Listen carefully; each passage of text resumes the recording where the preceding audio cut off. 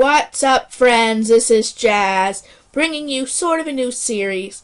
Now, beforehand, I gotta warn you, spoilers. This is gonna be spoiler heavy. This new series is gonna be feeder review,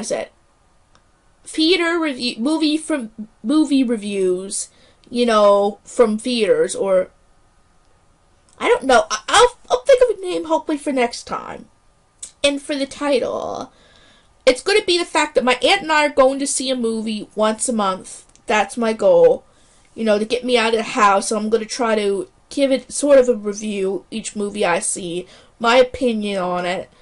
My aunt's not going to be in these videos because I thought of asking her, but she probably would be too awkward in front of the camera.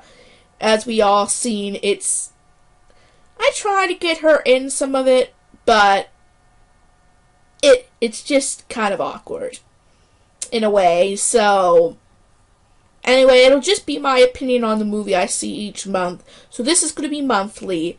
I know I haven't gotten an anime review or whatever out, and I apologize for February, maybe March.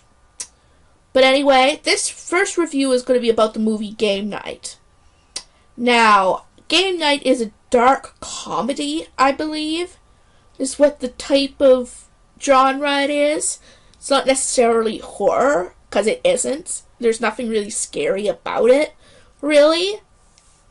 And when I first went in, I kind of had mixed feelings. I didn't know whether I would 100% enjoy it, but at the same time it looked interesting.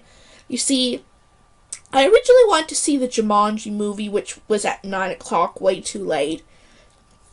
But my aunt would have taken me if that was all there was. But then when I read more of a synopsis on the Game Night, I'm like, you know what? It's not the worst movie idea in the world. So again, I'm going to spoil quite a bit of the movie for you, but I'm going to try not to. It's about pretty much the story of a couple, Annie and Max, how they're both competitive and have a night called Game Night. They love playing, games. When I say game night, I mean, like charades and board games and stuff. Not necessarily video games. Well, look, they do like video games, I think, but it's mostly just the educational, non-graphic type of games. And they always fight over their friends, Ryan, Michelle, and Kevin. Ryan always had a girl every game night, until the game night that is portrayed in this movie, when he brings a girl named Sarah. Max has a problem with his brother Brooks. He's jealous of him because Brooks has been successful. He's literally a millionaire. He partnered with a company, from what he said, and literally millions of dollars. Nothing. And him and Annie were trying to conceive a child, but I guess his old swimmers weren't working. But it wasn't that there was anything wrong with him health-wise. I guess it was based on stress from feeling that he isn't his brother, or can't keep up with his brother, or whatever. So his brother does come to visit, and after having a game night with them, he hosts game night, where this game was going to be different. It was going to be like a murder party mystery, or a kidnap party. They say murder party, but more like a find out where the person is mystery. Although things go AWOL, we'll just say, when Brooks is kidnapped, but at first they're all like, oh, what a show, because he said there's going to be an act. He was warned. They were all warned, so they thought this was part of the show. There's a few things about, I'm going to get into some of the characters in a minute before I go any further. Kevin and Michelle are married. They were in love since high school, but during one of the games, before the whole kidnapping thing, he finds out that, they asked, the game Never Have I Ever. He's like, if you, drink if you have, or if you have never, don't drink if you have never, or drink if you have slept with a celebrity or something. right? Like, or like if they have done something, they have to take a drink. And Michelle takes a drink when he's like, never have I ever slept with a celebrity. And Kevin, like, they were together quite a long time. And he was flabbergasted. Like, to say the least. The ongoing joke with him is asking, who was it? Who did you sleep with? Right? And I guess they were apart for a certain amount of time, so during that time is when it happened. And he just kept asking, she wouldn't say anything. And the ongoing joke was like, I cannot believe my wife slept with a celebrity.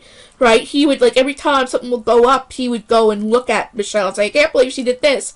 Now, normally a joke that goes on isn't all that funny. But to be frank, for me, this joke just kept getting funnier. Because I think they added ways, like, to make it funny. Like, in one scene when they were discussing it, he was climbing something to try to escape a room that Sarah and Ryan locked them in. Because it was a competition.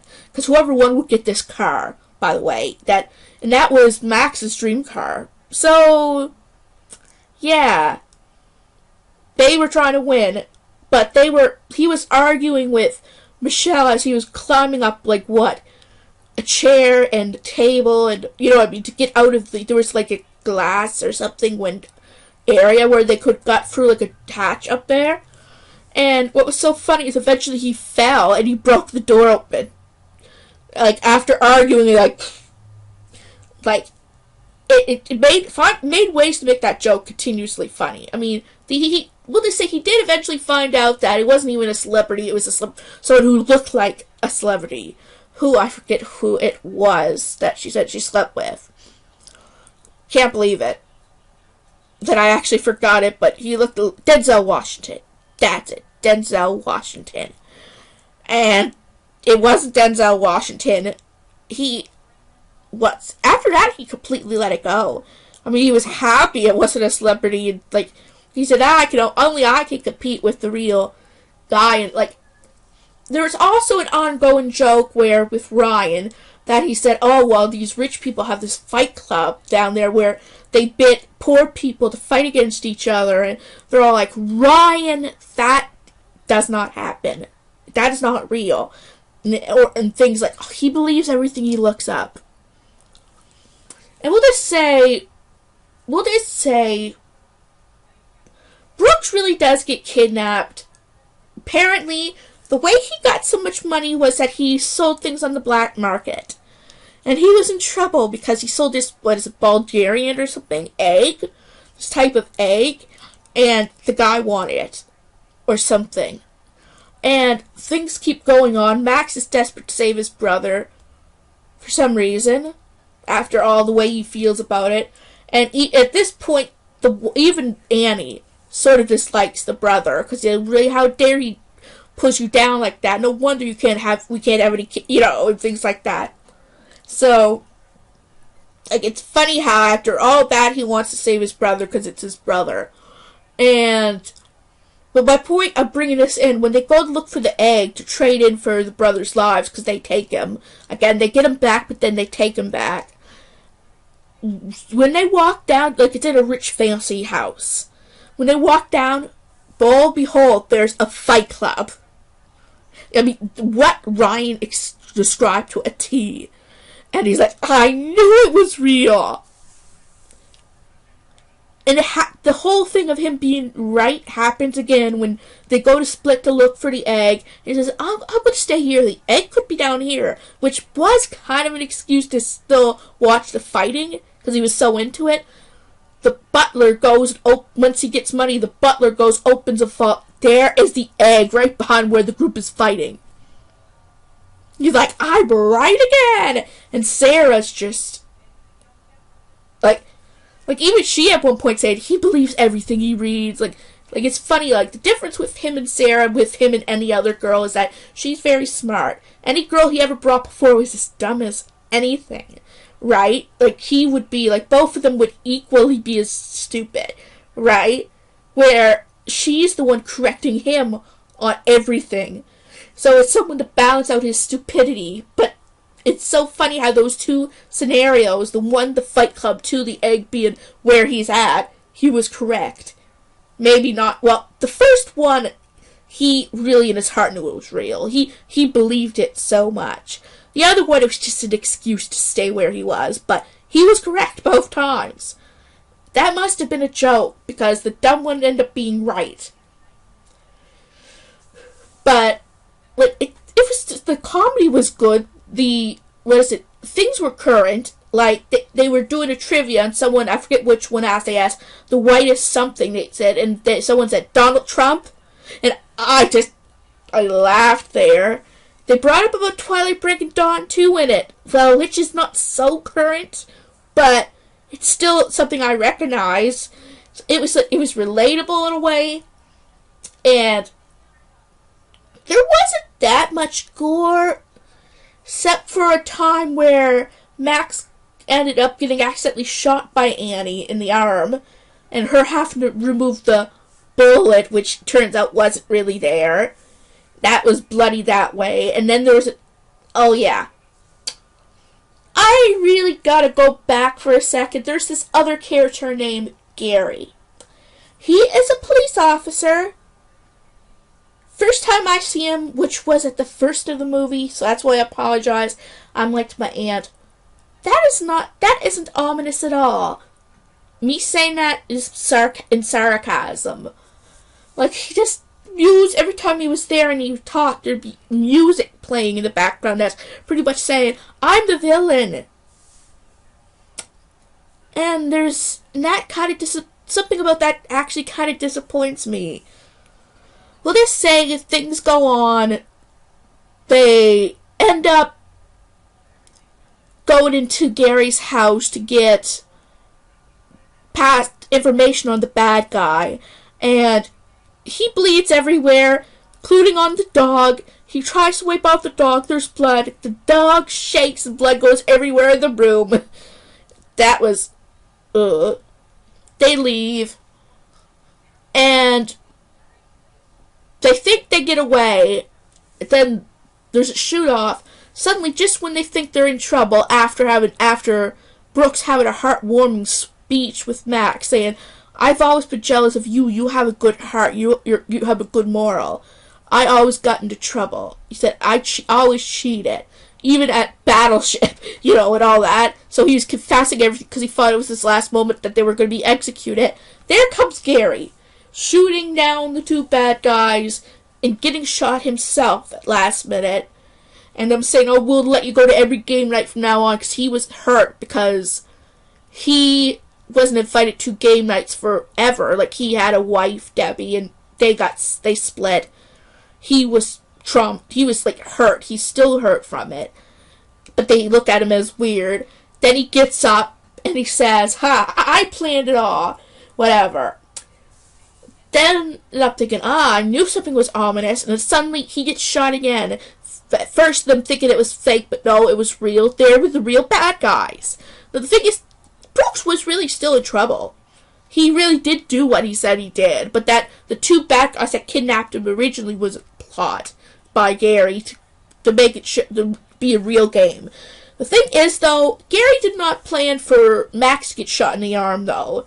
All his things were what do they call it, pellets? Or they were fake. Where they actually had Brooks's real gun.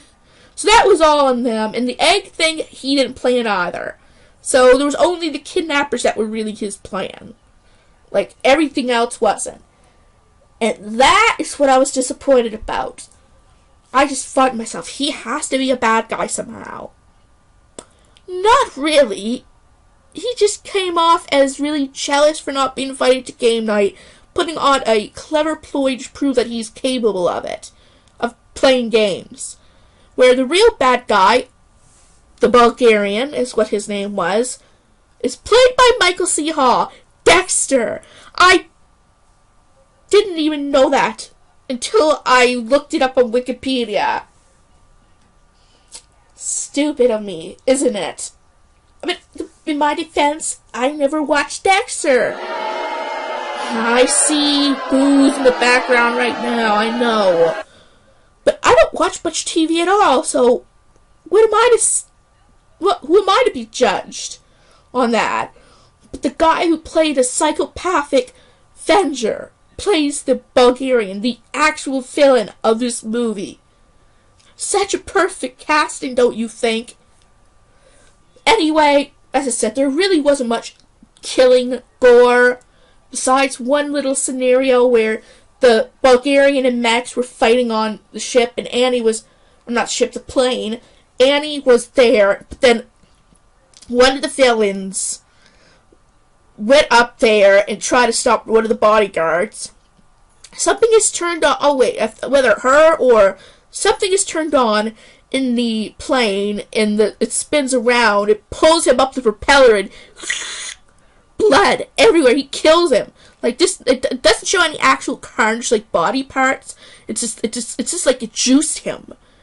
And she was like, oh, he died. Like, look, I'm not exaggerating. It was sillier than that. Like, it was like, yeah, I'm saved. Like, it was like she realized she was saved, but didn't realize the man died right in front of her. But it was more like, it wasn't like, oh, gross, he died. It was like, oh, he died. Like, really? I can understand you being disgusted, seeing someone be literally shredded in front of you, but why are you showing any sympathy? He was gonna shoot you. Suppose that was a mockery, but that was the only kill. I think that was the only actual kill in this entire movie. So it wasn't really a carnage-full movie, but it was really funny at parts. And the thing is, like, they were going to cut Brooks open because he swallowed, like, what happened is, in the egg was a list of people in witness protection that the Bulgarian wanted to kill. So, literally, Brooks just said, no, he won't take, like, when Max tried to bargain with the guy, saying, if we give you to this, you spare us, he said, no, he won't. Oh. So he thought, well, can't I just wait till I get it out? No, I don't want to wait that long. Or I don't want you to poop it out. Or whatever it is, like. But in the end, though, he is saved. He is under house arrest, I guess, for everything he did. And we'll just say, during the game of the, when you write down the things and you try to guess, it is revealed that Annie is in fact pregnant. It was 3 months later that the ending came. And literally, I knew she was going to write something to indicate she was pregnant. As soon as she wrote the bun, I'm like, yep, that's another thing that if I'm disappointed at all is for that. It's so odd. Well, I am and I'm not, because it's game night. So it's meant to be played in charades fashion. So that is the perfect way to reveal it. But that's always how things like that are revealed. Kind of. I was also disappointed of the downplay of Gary's character. A little bit. Although, at the very end of the credits, it does reveal him making models of them all and putting a picture, straightening it, and just smiling with ominous music. And like, something else is with him. Like, it's like when you just have this little inguy. I hope there's a sequel. If they're going to play it like that, I hope there's a sequel where it turns out he goes crazy and murders them all. Okay, I know no one likes to see their hero be killed. The hero get killed, but I'm sorry. Just, they downplayed the cop. He was a cop too. So I forget to say that. He was a cop too. So imagine a rampaging cop. They missed so much with that. I hope if they make a sequel, they go more on it anyway. So that was my opinion on Game Night, and sorry for all the spoilers, but I just had to get it all out. So if you enjoyed this, give it a big thumbs up, and if you're new to this channel and you like what you see, please subscribe. It would help me a lot, and I will see you guys in my next video.